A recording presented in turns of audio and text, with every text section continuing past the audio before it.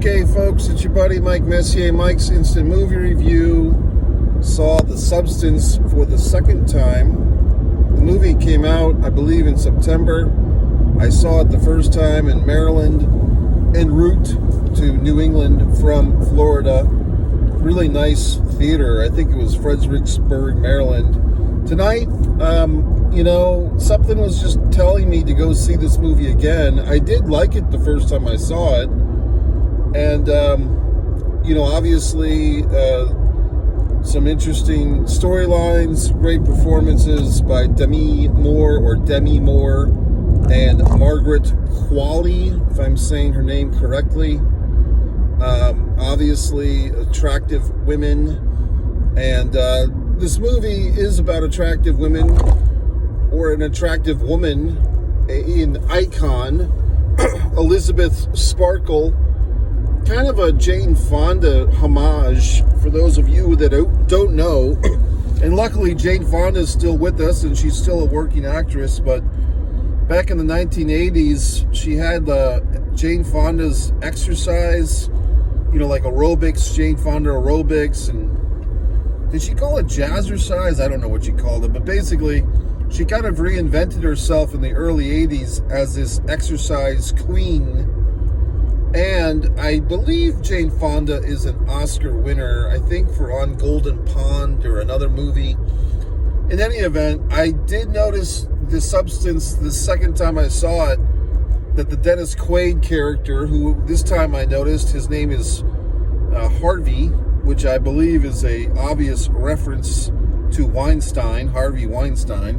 I don't know if I remembered that the first time I saw it or not, but Harvey does mention that she's an Oscar winner, Elizabeth Sparkle, the Demi Moore character. So that does make me think that this was a homage of sorts to Jane Fonda. Also, I feel like this movie, I do enjoy it. I do feel like, and here's the thing, folks. Maybe you know, maybe you don't, maybe you care, maybe you won't. I have made films, I have directed films, Blood Sugar, Sid Ace, which you can find on my Vimeo, The Impeccable, Disregard the Vampire, Mike Messier documentary. Obviously, these films are not huge budget productions. They're out-of-pocket productions, out of my goddamn pocket for the most part. However, I do take pride in my work, and as such, I feel like I'm qualified to kind of Monday morning quarterback other people's films. In fact, it's something I do quite well.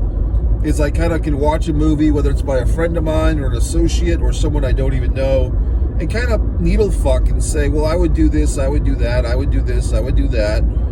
And I feel like this movie, in my opinion, it jumps the shark. By now you've probably seen it. Spoiler. But basically, when we get to the part of Monster Elizasu, the last 20 minutes, maybe last 15, 20 minutes of the film, where they have like this conglomeration of the Demi Moore character and the Margaret Qualley character, kind of, because what happens is the copy tries to make a copy of herself and she fucks it all up, or you're not supposed to do that, because then it reverts back to Demi's character, Elizabeth Sparkle, who's now basically grotesque, by our standards, by our American, or worldwide standards of beauty. And the new third degree of separation creature comes out as a creature, 2 faces, grotesque fingers, really kind of sick and over the top and grotesque. And I get it, but it feels like at that point the movie was kind of making fun of itself. And it kind of feels like, and I don't know if this movie, I don't think it was based on a book, I could be wrong, but it feels like the filmmakers, or whatever the fuck, were just trying to make like some type of absurd ending, which to me, and look, it's all imagination, it's all whatnot, but I felt like the movie kind of had a tie to reality until the monster comes along. Now, granted, as far as we know, the technology does not exist to basically, divide yourself and create a second body for yourself. And of course, the things go askew when Sue, the second body of Elizabeth, starts doing her own thing, which kind of lends us to think it's not really a second body of Elizabeth. It's more like a second person, like a younger version of yourself, but with its own personality. So, the thing was, I don't know if you'd call this movie sci-fi. I guess you would call it sci-fi. I feel like it's also social commentary on aging, and especially women's aging, but some male aging too, because there is a character in there, a male character, the doctor's intern or whatever the fuck, who's revealed in the diner as going through this process. But I do feel like this movie technically is a sci-fi movie, and when you do sci-fi, in my opinion, and others have said this, you have to stay within a certain rule book of your own creation. Like the film, for the audience to become, and not so just to become, but to stay involved in the movie emotionally, you have to play within the rule book that you've created. And when you start, like for instance, Deadpool, the Wolverine one, when fucking Ryan Reynolds is breaking character left and right and making all these, Warner Brothers and Disney references, it's just so goddamn annoying. It's just, this is not, in my opinion, what is this stuff? What's this humor? And I did a review on the Deadpool Wolverine movie where I talked about that. But basically, if you're making a sci-fi movie, whether it's Star Wars or Stargate or anything else, Star Trek, whatever the fuck, you have to kind of stay within the boundaries of your own creation, like the rules of your own universe. The audience will go with you. The audience will accept a different set of rules for engagement. But as is highly noted in the movie Highlander 2, with the Zeist planet, everyone hated Highlander 2. It was such a goddamn disappointment. Of course, these assholes have to ride my asshole, which I hate. All these fucks. But basically, Highlander 2 was such a shit show because they took all the wonderful things of Highlander, the original, and they kind of tried to explain it with this garbage of this Zeist or this Zygote, wherever the fuck planet. Getting back to this movie, I feel as if the movie just, it's close to the bone. Like it's sexy, obviously, when you have as my friends in New England would say, a smoke show like Margaret Qualley, and also a smoke show like Demi Moore in this movie, battling beauties. Obviously that's aesthetically pleasing to the eyes, but there's also a good story here, and it's a good commentary on aging, and I guess you could also say this is a Los Angeles type of movie because it takes place in LA, and as we know, or as the stereotype goes, everyone in LA is very, I feel like there's some commentary on plastic surgery, and I don't watch those botched plastic surgery shows because I feel too much sympathy for the people, or empathy, or whatever the fucking word is. So I don't really want to see people struggle with botched plastic surgeries. It's just sad to me. And when you see certain celebrities or whatnots that have had like a lot of work done on their face, and it's just like they pass the point of no return, I don't really feel good about it. I feel sad, like people feel inclined to do this to themselves. You might recall the Jennifer Grey story with the nose and all that. So what people do, especially to their faces, it's just not, it's not always good. So this movie taps into a lot of that stuff, but I think when they go to the monster thing, that's when it jumps the shark. In other words, that's the Happy Days reference. You've probably heard the term. There actually is a episode of Jump the Shark on Happy Days, and I was listening to my pal there, Angelo DeCipio, on his What's the Buzz radio podcast, and they had the son of Marion Ross on the show last night, which was interesting. Marion Ross played the mom on Happy Days, and apparently this actor gentleman, Marion Ross's real life son, was somehow involved on the Happy Days Jump the Shark episode. So going back to this, I feel like this movie jumps the shark in the last 20 minutes Had I been the director, which obviously I am not, I'm not involved in this production at all. Unfortunately, I would have liked to have been, but for them to, get to the point where they have to do like this monster thing, I feel like that's the 20 minutes of this movie that could have been cut off. Like, I kind of would have just liked to have seen the two characters die in each other's arms. Elizabeth and Sue just kind of had like a sad, quiet death in the dressing room of the New Year's Eve telecast.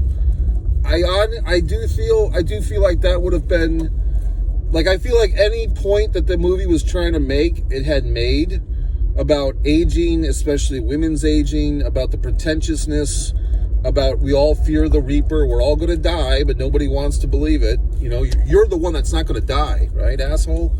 So, I mean, I just feel like this movie, the last 20 minutes, it just becomes, not to say a parody of itself, but it's like, we get it. You're overfilling the cup.